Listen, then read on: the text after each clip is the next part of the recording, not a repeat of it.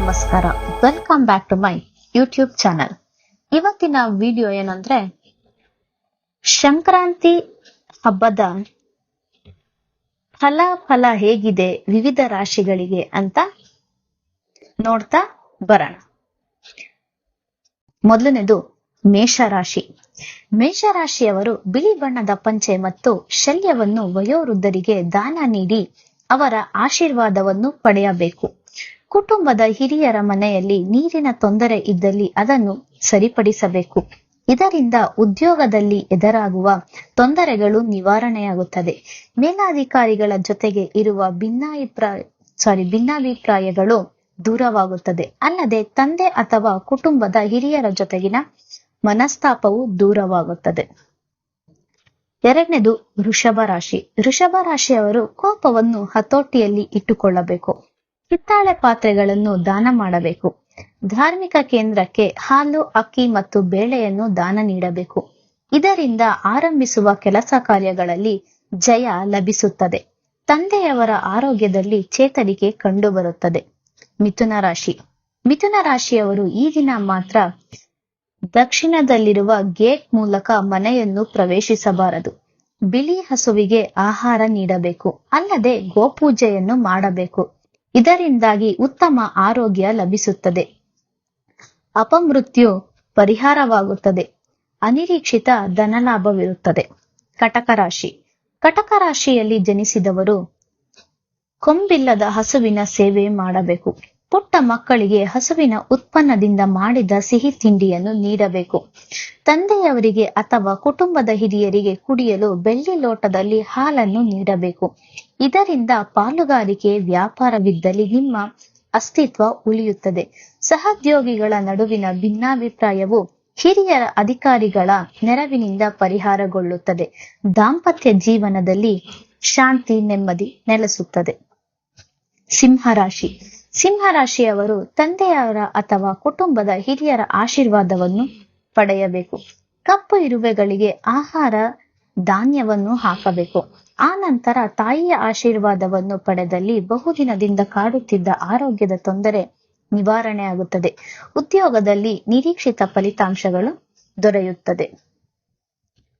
ಕನ್ಯಾ ರಾಶಿ. ಕನ್ಯಾ ರಾಶಿಯಲ್ಲಿ ಜನಿಸುವವರು ಸೋದರರು, ಅಳಿಯ ಅಥವಾ ಮೊಮ್ಮಕ್ಕಳಿಗೆ ಹಬ್ಬದ ಊಟವನ್ನು ನೀಡಬೇಕು. ಬಡ ವಿದ್ಯಾರ್ಥಿಗಳಿಗೆ ಪುಸ್ತಕ, ಲೇಖನಿಯನ್ನ ನೀಡಬೇಕು. ಇದರಿಂದ ಮಕ್ಕಳ ವಿದ್ಯಾಭ್ಯಾಸವು ಸುಗಮವಾಗಿ ಸಾಗುತ್ತದೆ. ಸಂತಾನ ಬಯಸುವವರಿಗೆ ಶುಭ ವರ್ತಮಾನ ಬರುತ್ತದೆ.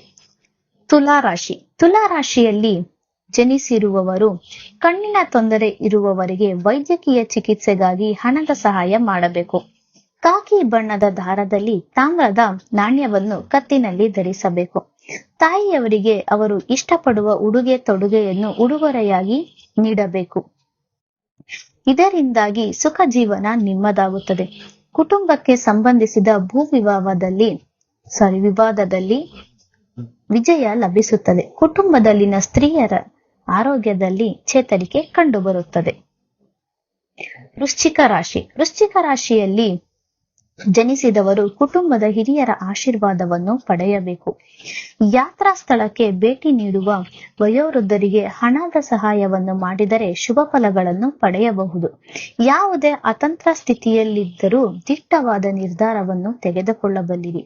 ನಿಮ್ಮ ಹಿರಿಯ ಸೋದರ ಅಥವಾ ಸೋದರಿಗೆ ಅನುಕೂಲ ಉಂಟಾಗುತ್ತದೆ. ಧನುರ್ರಾಶಿ. ಧನುರ್ರಾಶಿಯಲ್ಲಿ ಜನಿಸಿರುವವರು ಉಚಿತವಾದ ಉಡುಗೊರೆಯನ್ನು ಯಾರಿಂದಲೂ ಪಡೆಯದಿರಿ. ಆತ್ಮೀಯರಿಗೆ ಎಳನೀರು ಅಥವಾ ತೆಂಗಿನಕಾಯಿಯಿಂದ ಮಾಡಿರುವ ಸಿಹಿ ತಿಂಡಿಯನ್ನು ನೀಡಿರಿ. ಧಾರ್ಮಿಕ ಕೇಂದ್ರಕ್ಕೆ ಎಣ್ಣೆ ಮತ್ತು ಬಾದಾಮಿಯನ್ನ ನೀಡಬೇಕು. ಇದರಿಂದ ಆಡುವ ಭಾಷೆಯ ಮೇಲೆ ಮತ್ತು ಮಾತಿನ ಮೇಲೆ ಹಿಡಿತ ಉಂಟಾಗುತ್ತದೆ. ಎದುರಾಗುವ ವಿವಾದಗಳು ಮರೆಯಾಗುತ್ತವೆ. ಅಲ್ಲದೆ ಕುಟುಂಬದಲ್ಲಿ ಶಾಂತಿ, ನೆಮ್ಮದಿ ನೆಲೆಸುತ್ತದೆ.